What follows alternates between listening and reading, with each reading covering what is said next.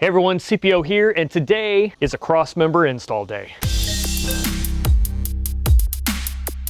This is the rock hard 4x4 transmission Crossmember, and it's a bolt-in replacement for the factory one, and many of you probably have never considered replacing your Crossmember. So after I get mine out, I'll show you exactly why I'm making the swap. All right, so the first thing I'm gonna do is remove this transmission skid plate. There's just 4 bolts holding this in. They're all 18 millimeter. And this is a pretty lightweight deal. And you can see I'm leaving just a few threads here so it doesn't fall down all the way.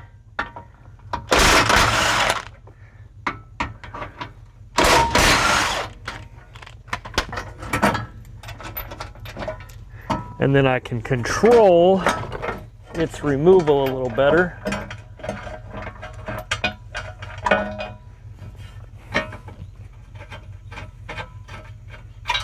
All right.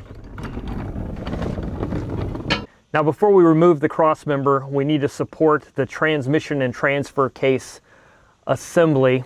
And the way to do that is with a jack. So I'm using a scissor jack just because I think it's the most convenient option here. It gets enough height that I can actually make this work. And this is just the factory scissor jack that came with my Jeep. And I have, I hope, just enough room. I probably could have put a wood block under here.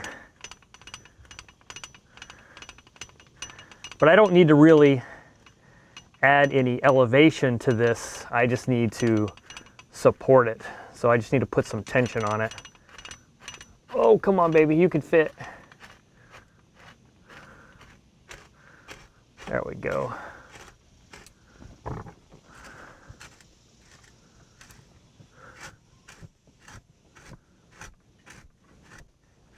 I mean, and it barely fits. But anyway, get this thing supported before we pull the Crossmember. All right, so this transmission is held with 3 bolts. You need a 16 millimeter. And then we're gonna loosen up and remove these nuts. So there's that one. There's this one here on the end. And then there's one more right here. All right, now that we have those 3 out of the way, we need to remove these bolts for the fuel tank skid. And then we're gonna remove the bolts. There's 2 of them on each side of the Crossmember that mount it to the frame. These are all gonna be 18 millimeters. Unfortunately, my bolts that hold the fuel tank skid to the Crossmember have seen better days.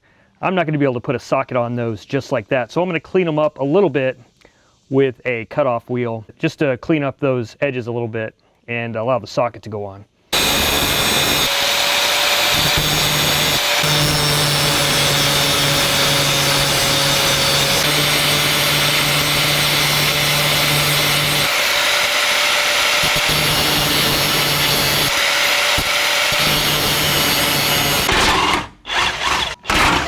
This fuel tank skid's another video, but yeah, that needs some cleaning up. So another tip to grinding down those edges and sharpening them up is to use a next larger socket. So these are 18 millimeters. You can try a 19 millimeter if everything's all boogered up. Sometimes it'll grab well enough to get them off without having any problems. So just try that, you know, your choice. All right, there's 2 bolts that are kind of come in from the front and tie into these rear nuts. And mine are sort of hidden by these long arm brackets, but otherwise they should be pretty easy to find.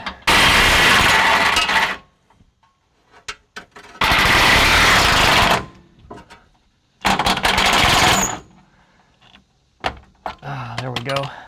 If you find it not wanting to budge, you can give it a little bit of a upward coercion with a jack just to relieve some of the pressure.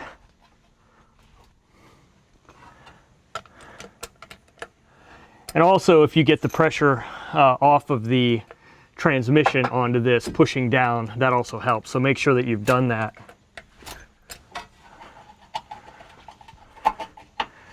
So just even by hand, using that bottle jack, I'm freeing up that bolt in there. There we go. All right, so there we go. Both nuts and bolts are off on this side. I'll leave that bottle jack there just to keep it up while I go work on the other side.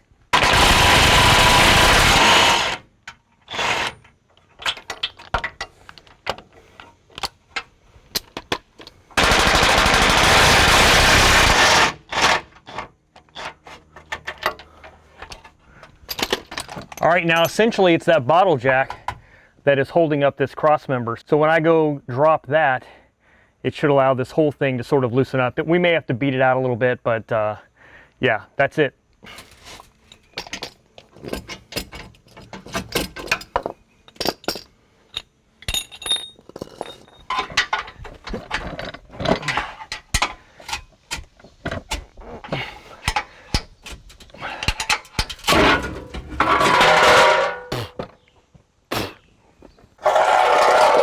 So this is the old cross member. Doesn't look too bad from the top, but if we flip it over, you can see it certainly had better days.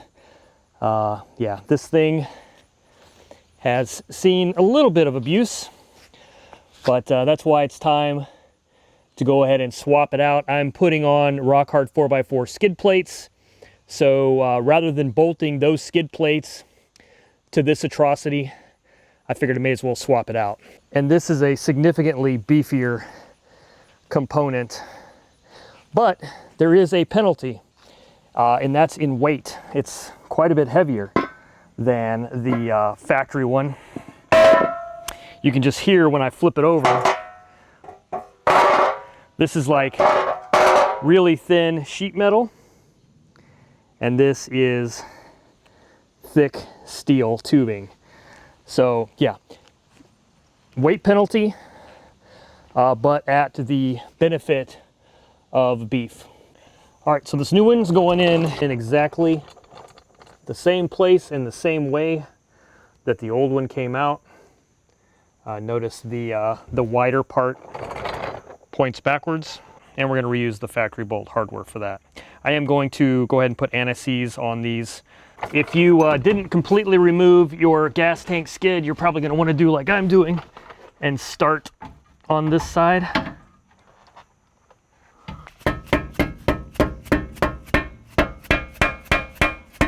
I'm setting up this bottle jack just to hold this side up while I go course the other side into place.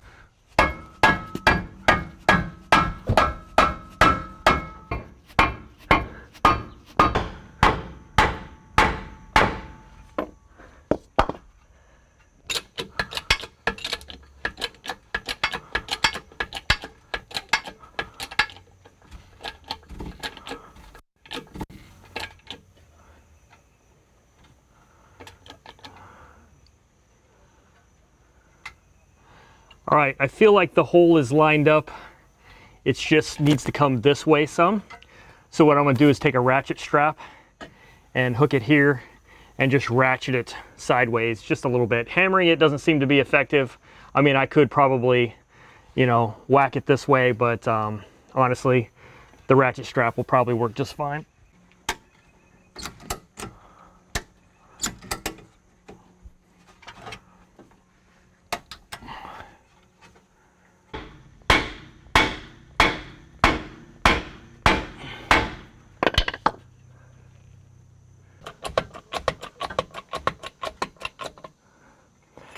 All right, boom. There we go.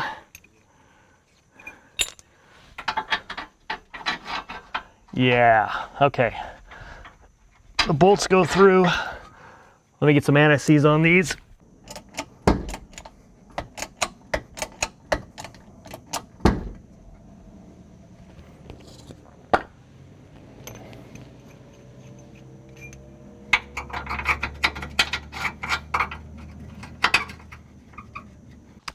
All right, guys, so I got all 4 of the end bolts started on the Crossmember. I did fiddle with it for a while, so I wanted to talk to you a little bit about what I ran into. You know, you can see here, there's the 2 bolts on this side. It looks exactly the same on the other side, but you can't see it because of the fuel tank skid. And what I found is, with the factory Crossmember off, I think the frame spreads just a little bit. This Crossmember sort of ties the middle of the frame rails together, as well as supporting the transmission. So as you can see here, I pulled out the big gun. This is a fairly large ratchet strap. And what I did is used it to cinch the 2 frame rails together, or in this case, literally, I'm pulling the Crossmember to this frame rail, but because it's bolted on the other side, it's cinching the frame rail in as well. So I used a hammer, the dead blow hammer, and a combination of bottle jack and the hammer to get the holes lined up and down, and then they were to the left, and then I used this ratchet strap here, again, the heavy duty guy, to cinch it down, that pulled those bolt holes this way, which basically pulled the entire Crossmember until I could get those bolts in. I still had to sort of hammer them in a little bit, but I got them all the way through. So before I put the nuts on, thought I would explain to you what I did. So on this side, I'm hooked into the actual frame. And on this other side, I'm actually just hooked into the Crossmember, just so I didn't have to go over the fuel tank at all. So it's a little bit of a side pull, but it's about as straight as I could get. And again, it worked. So happy with how everything's worked out. Now, I probably don't need to say this, but there are 3 bolts in here that, remember, we pulled off the nuts for, that are for the transmission. So when you're putting this on, you know, obviously you're going to make sure that these align up with those holes.